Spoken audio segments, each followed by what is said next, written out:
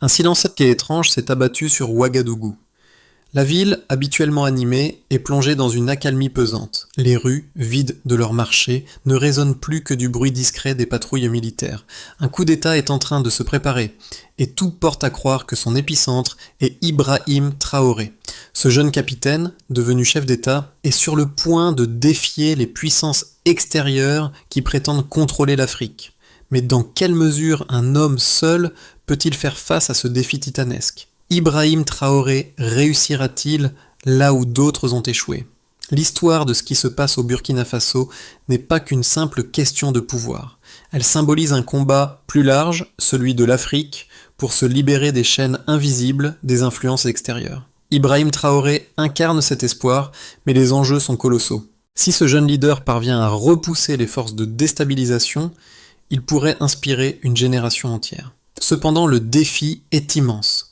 La stabilité du Sahel est menacée par des forces étrangères et des puissances régionales, qui voient en Traoré une menace. En traversant cette période de tension, un nouvel équilibre pourrait émerger, mais à quel prix ? L'objectif est clair, garantir l'indépendance, et l'avenir du Burkina Faso dépendra de la capacité de Traoré à naviguer entre ces eaux troubles. La situation au Burkina Faso a évolué rapidement. En l'espace de 72 heures, un coup d'État qui semblait être une rumeur a pris de l'ampleur, déclenchant une réaction de sécurité à l'échelle nationale. Les premières alertes ont été données par les services de renseignement, signalant des communications suspectes entre des officiers et des contacts extérieurs. Cette réactivité a été impressionnante. En moins de 3 jours, les forces militaires ont été redéployées, préparant le terrain pour un face-à-face avec ceux qui cherchaient à déstabiliser le pays. La question qui se pose désormais est celle de savoir si Ibrahim Traoré, avec ses 35 ans, peut tenir tête à un système mondial de plus en plus hostile. Son leadership est mis à l'épreuve et chaque mouvement est scruté. Ses détracteurs, tant à l'international qu'au sein de certaines factions internes, estime qu'il est en train de compromettre l'équilibre régional. Mais pour ses partisans, il représente l'espoir d'une Afrique indépendante capable de se gouverner sans tutelle. Ce qui se joue ici dépasse le cadre du Burkina Faso. Il s'agit de l'avenir d'une région, et peut-être même d'un continent. Ibrahim Traoré pourrait-il réussir là où tant d'autres ont échoué ? Est-ce qu'un seul homme peut redéfinir la trajectoire géopolitique du Sahel ? Ibrahim Traoré se trouve à un carrefour décisif. Ce jeune capitaine, devenu chef d'État, doit naviguer dans une mer d'incertitudes, entre soutien populaire et pression internationale. À l'intérieur du pays, ses partisans voient en lui un phare de l'indépendance, un homme prêt à défendre la souveraineté du Burkina Faso face aux puissances étrangères. Toutefois, cette image est loin d'être univoque. Traoré doit aussi faire face à une faction interne sceptique de ses intentions. Ceux qui l'entourent, comme le colonel Sanou, chargé de la sécurité présidentielle, tentent de maintenir une ligne de conduite stricte en purifiant les rangs militaires des éventuelles influences étrangères. Mais ces décisions, bien que stratégiques, alimentent une atmosphère de méfiance et de division. À l'extérieur du pays, les relations diplomatiques sont en pleine déroute. La France et les États-Unis, deux alliés traditionnels, observent de près les événements, inquiets de l'influence croissante de Moscou et Pékin sur la région. L'isolement diplomatique s'intensifie alors que les sanctions économiques et les pressions médiatiques se multiplient. Cependant, pour de nombreux Burkinabés, le sacrifice en vaut la peine. Ils considèrent que l'heure de la libération a sonné. Le message est simple, mais puissant, la dignité ne se négocie pas. Les impacts de cette tension sont déjà visibles dans la société. Le pays vit sous le poids des restrictions et des couvre-feux, mais cette pression engendre, paradoxalement, une forme de résilience. Les marchés locaux ferment et rouvrent avec une nouvelle dynamique basée sur l'autosuffisance. L'économie se réoriente et les Burkinabés, bien que confrontés à des défis de taille, trouvent des moyens créatifs pour traverser cette tempête. Mais tout reste fragile. La question demeure. Ibrahim Traoré pourra-t-il mener cette révolution sans se laisser déstabiliser par les forces externes et internes qui s'opposent à lui ? Les événements qui ont secoué le Burkina Faso ces derniers jours ont suivi une trajectoire prévisible mais rapide, marquée par une série d'alertes et de réactivations stratégiques. Le vendredi soir, les services de renseignement détectent des échanges chiffrés entre des officiers de l'armée et des contacts extérieurs. Ces communications évoquent une aide humanitaire coordonnée, un terme souvent utilisé dans le cadre de manœuvres clandestines. Le samedi, des drones non identifiés survolent les zones militaires nord, leur trajectoire étant nette et délibérée, comme un signe avant-coureur. La tension monte, et le dimanche, des tracts anonymes circulent dans la capitale « Rétablir la démocratie », un slogan qu'on retrouve déjà dans des régimes précédemment déstabilisés. C'est à ce moment précis que l'alerte est donnée et que les forces loyales au gouvernement d'Ibrahim Traoré commencent à se déployer à travers le pays. Le lundi, la situation atteint un tournant. Le centre de commandement militaire est mis en état d'alerte rouge, une décision qui témoigne de la gravité de la situation. Les communications avec les garnisons régionales deviennent de plus en plus instables, signalant que des mesures de sécurité renforcées sont en cours. Les diplomates étrangers commencent à quitter discrètement la capitale, tandis que le ministre de la Défense annule toutes les permissions des militaires. La situation est sur le fil du rasoir, et les habitants de Ouagadougou se réfugient chez eux, scrutant les rues pour tout signe de conflit. C'est dans ce climat tendu qu'Ibrahim Traoré prend la parole. Son discours est sobre mais ferme. Le Burkina Faso n'appartient à aucune puissance étrangère. Ces mots frappent comme un coup de tonnerre dans un ciel déjà lourd de menaces. La nuit tombée, les sirènes résonnent dans la ville et les points stratégiques comme le palais présidentiel, l'aéroport et la télévision nationale sont sécurisés. Les convois blindés se déplacent sous la pluie, ajoutant une atmosphère de guerre froide à la situation. Les Burkinabés, eux, retiennent leur souffle, inquiets mais aussi résolus à voir jusqu'où leur pays pourrait aller dans cette lutte pour la souveraineté. C'est à ce moment que la résilience populaire commence à se manifester. Malgré les restrictions, les rues se remplissent lentement de soldats et de civils déterminés à maintenir l'ordre. Les réseaux sociaux, également attaqués par des campagnes de désinformation, sont devenus un champ de bataille numérique où l'information, à la fois stratégique, est partagée. Mardi, alors que la situation semble se stabiliser, un événement majeur survient. Une série de cyberattaques frappe les sites gouvernementaux. Les ministères, la presse publique et les services administratifs sont paralysés par des vagues d'attaques informatiques. Cependant, contrairement aux prévisions des déstabilisateurs, les forces loyales au gouvernement tiennent bon. Les réseaux d'opposition, eux, commencent à faiblir et les informations diffusées sur les réseaux sociaux sont rapidement démenties. Ibrahim Traoré, toujours ferme, réapparaît à la télévision et ses apparitions sont ponctuées de messages rassurants. Son regard est déterminé, ses gestes assurés. 3 jours d'alerte valent mieux qu'1 an de regrets, déclare-t-il, rappelant à son peuple que chaque instant compte. Le mercredi, les forces loyalistes font une avancée décisive. L'armée annonce avoir neutralisé plusieurs officiers jugés suspects et proches des groupes externes. La ville se réveille dans un calme relatif, mais celui-ci est teinté d'une prudence nouvelle. Le pire a été évité, mais les cicatrices de ce court mais intense épisode de crise resteront. La tentative de coup d'État a échoué, mais elle a laissé des traces indélébiles.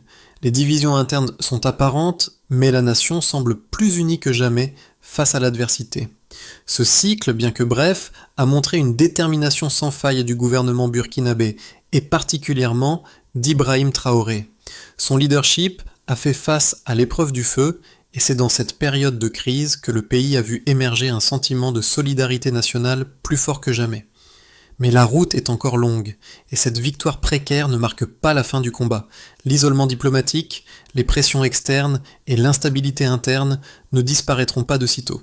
Le Burkina Faso, sous la direction d'Ibrahim Traoré, entre désormais dans une phase de vigilance constante. Les chiffres jouent un rôle crucial dans la compréhension de la situation actuelle au Burkina Faso, car ils révèlent l'étendue de la crise et l'efficacité des mesures prises par Ibrahim Traoré et son gouvernement. En moins de 72 heures, le redéploiement de 23 unités de sécurité autour de Ouagadougou a impliqué environ 18% de la capacité opérationnelle totale de l'armée nationale. Bien que ce chiffre puisse sembler anodin à première vue, il témoigne d'une réactivité stratégique et d'une anticipation rarement observée dans des contextes similaires. Ce redéploiement rapide souligne une préparation méticuleuse et une volonté de contrôler la situation avant même que la menace ne devienne palpable. Ibrahim Traoré a démontré une capacité à prendre des décisions tactiques immédiates et ses actions ont permis de limiter les dégâts tout en envoyant un message clair. Le gouvernement est prêt à défendre la souveraineté nationale à tout prix. Du côté économique, la pression exercée sur le Burkina Faso a été significative. Depuis le début de la crise, les échanges commerciaux avec les partenaires occidentaux ont chuté de 22%. Une baisse qui aurait pu être catastrophique si le gouvernement n'avait pas réagi rapidement en réorientant les flux commerciaux vers les pays voisins. Cette stratégie a permis de limiter l'impact de la perte de marché, mais elle a également révélé la dépendance historique du pays à l'égard de l'aide et des investissements étrangers. La politique de diversification des partenaires commerciaux, désormais mise en place, se présente comme une initiative clé pour renforcer l'indépendance économique du Burkina Faso. Cette orientation vers de nouveaux partenaires, notamment en Afrique de l'Ouest et avec la Chine et la Russie, pourrait bien offrir une alternative stratégique viable à long terme, réduisant ainsi la vulnérabilité du pays face aux sanctions et pressions extérieures. Sur le plan de la dynamique d'opinion, les résultats d'un sondage interne réalisé auprès de 5000 personnes révèlent que 64% des Burkinabés estiment que les tentatives de déstabilisation viennent de l'extérieur. Ce chiffre, largement diffusé par la presse africaine, reflète une prise de conscience collective de l'ingérence étrangère dans les affaires internes du pays. Une telle cohésion au sein de la population est un atout précieux pour Ibrahim Traoré, car elle montre que le soutien populaire pour sa politique souverainiste est non seulement largement majoritaire, mais aussi bien ancré dans une vision de résistance face aux pressions extérieures. Ce soutien populaire est crucial dans le contexte actuel, car il légitime ses actions et renforce son pouvoir de négociation face à des puissances étrangères.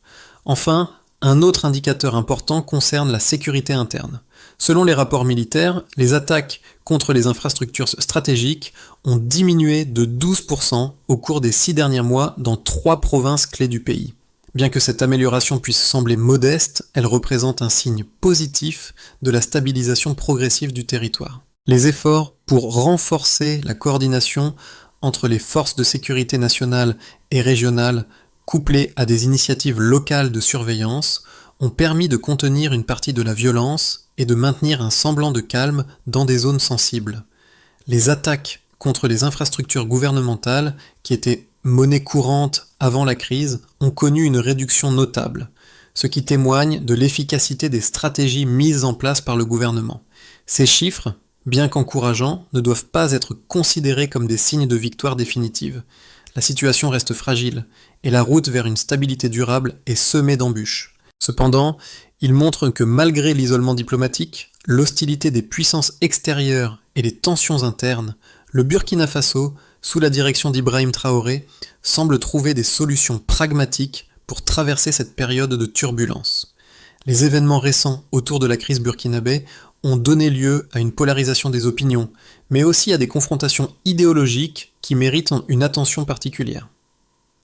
Deux grandes perspectives s'affrontent quant à la gestion de la souveraineté par Ibrahim Traoré, et chacune mérite d'être examinée de près. D'un côté, les détracteurs du régime, souvent relayés par certains médias occidentaux et les diplomaties traditionnelles, considèrent que l'approche de Traoré pourrait être une menace pour la stabilité régionale. Selon cette vision, la rupture avec les anciennes puissances coloniales et le rapprochement avec Moscou et Pékin sont des choix risqués, qui pourraient fragiliser le Sahel dans son ensemble. Pour eux, la stratégie souverainiste de Traoré ne fait que envenimer la situation. La communauté internationale, qui a longtemps soutenu l'instauration de démocratie libérale dans la région, semble être en conflit avec cette montée en puissance d'un nationalisme africain qui défie les règles établies.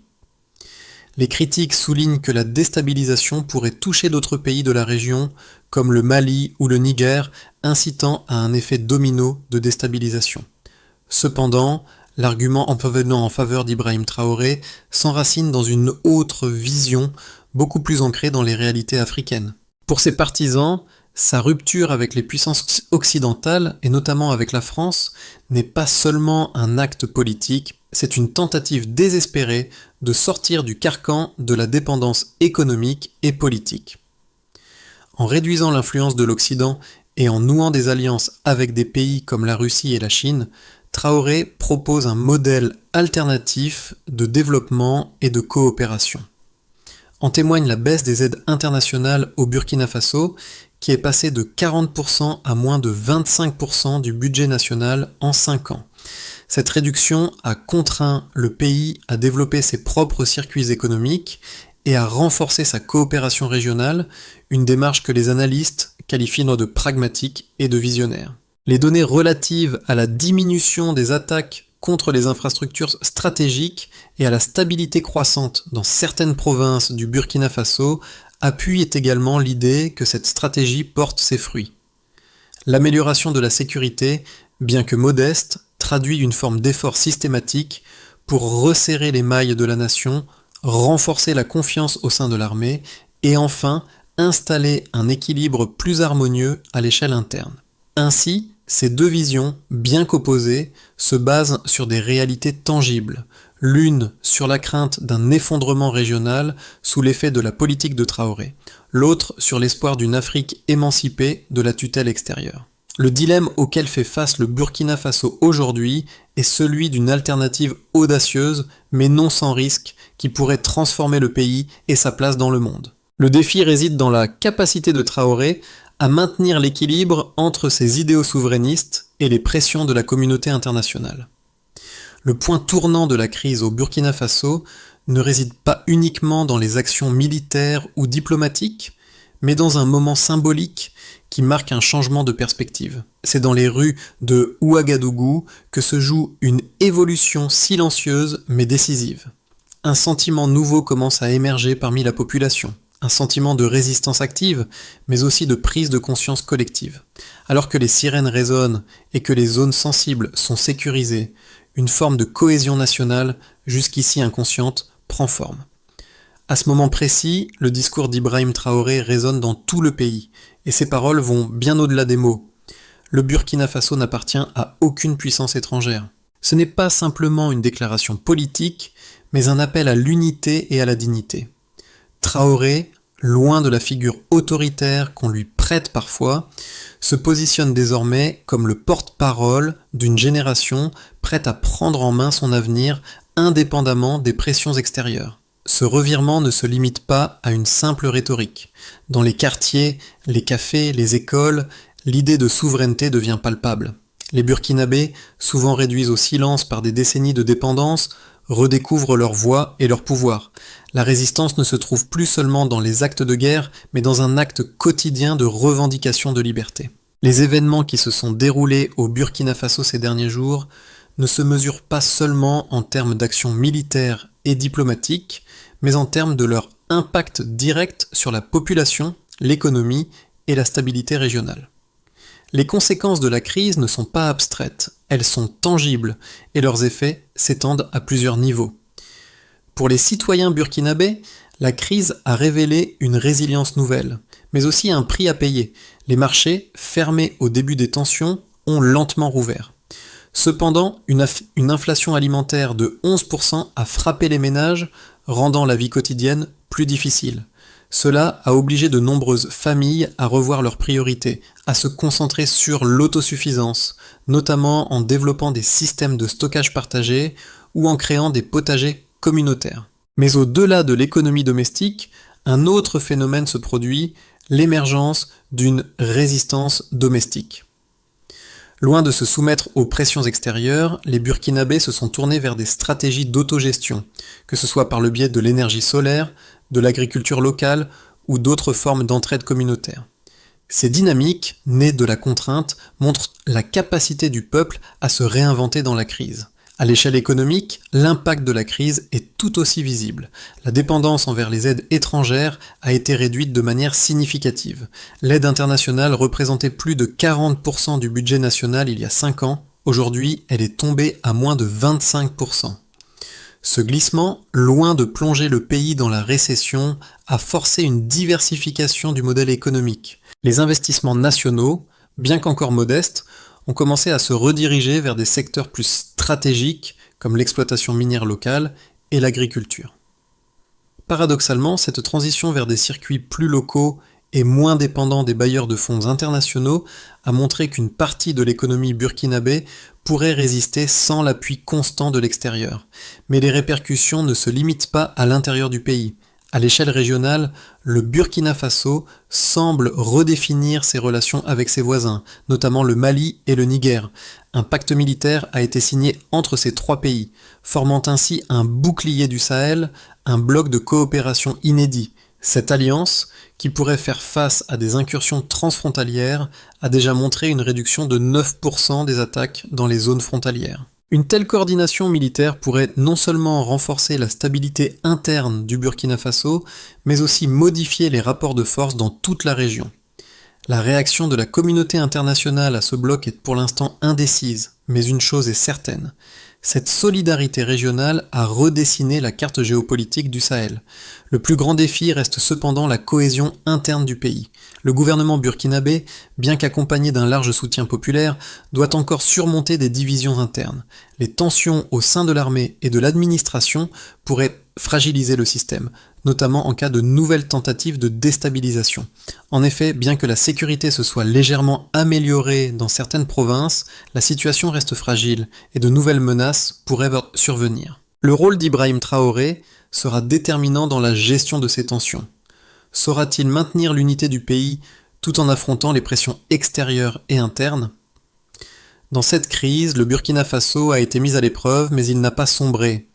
À travers des difficultés économiques, des menaces extérieures et des tensions internes, le pays semble avoir trouvé une nouvelle forme de résilience. Cependant, la route reste semée d'embûches et la véritable victoire résidera dans la capacité du pays à naviguer entre ces défis et à bâtir une souveraineté durable. Sous la direction d'Ibrahim Traoré, le Burkina Faso se trouve à un tournant crucial. En dépit de la réussite partielle du gouvernement à contenir la crise, les mois à venir seront déterminants pour la stabilité du pays. 3 scénarios distincts se dessinent pour les 6 à 12 prochains mois, chacun portant ses propres défis et opportunités. Ces 3 trajectoires pourraient définir l'avenir du pays, en fonction de la manière dont Traoré et son gouvernement navigueront les turbulences internes et externes. La consolidation sous pression dans le scénario le plus probable, le Burkina Faso réussit à maintenir un équilibre fragile, tout en étant constamment soumis à des pressions extérieures. L'armée, réorganisée et renforcée, continue de garantir la sécurité intérieure, bien que des tensions persistantes existent dans certaines provinces frontalières. L'économie, bien qu'encore marquée par des pénuries, commence lentement à se stabiliser grâce à une diversification prudente des partenaires commerciaux et à l'impulsion des investissements locaux. Cependant, l'isolement diplomatique persiste et la communauté internationale continue de critiquer les orientations politiques du gouvernement, notamment sa rupture avec les anciens alliés occidentaux. À l'intérieur du pays, les divisions entre les partisans et les opposants de Traoré subsistent, mais un consensus national émerge autour de l'idée que le pays doit désormais compter sur ses propres forces. Ce scénario suppose que la vigilance demeure constante et que le gouvernement parvienne à gérer les tensions internes sans perdre son autorité. Ancrage souverainiste et prospérité régionale. Dans un scénario plus favorable, les réformes économiques amorcées par le gouvernement de Traoré commencent à porter leurs fruits. Les relations avec les voisins du Sahel, notamment le Mali et le Niger, se renforcent, créant un pôle régional de coopération économique et militaire. Les investissements africains augmentent et les circuits commerciaux régionaux se développent, réduisant la dépendance envers les puissances occidentales. Cette réorientation permet au Burkina Faso de se libérer progressivement des pressions économiques extérieures et de bâtir une économie plus résiliente. Les tensions internes s'apaisent, la société se redresse et un mouvement de solidarité nationale se généralise. L'image d'Ibrahim Traoré se renforce et sa vision panafricaine séduit de plus en plus de leaders du continent. Dans ce scénario, le Burkina Faso devient un modèle pour d'autres nations africaines cherchant à se défaire de la tutelle étrangère, fragmentation contrôlée et montée de l'instabilité. Le scénario le plus sombre envisage un retour à l'instabilité, alimenté par une pression intérieure et extérieure croissante. Des tensions internes, notamment dans les forces armées, débouchent sur des divisions ouvertes, menaçant l'unité du pays. Les tensions régionales augmentent avec des incursions transfrontalières et la situation économique se dégrade à mesure que l'isolement diplomatique se renforce.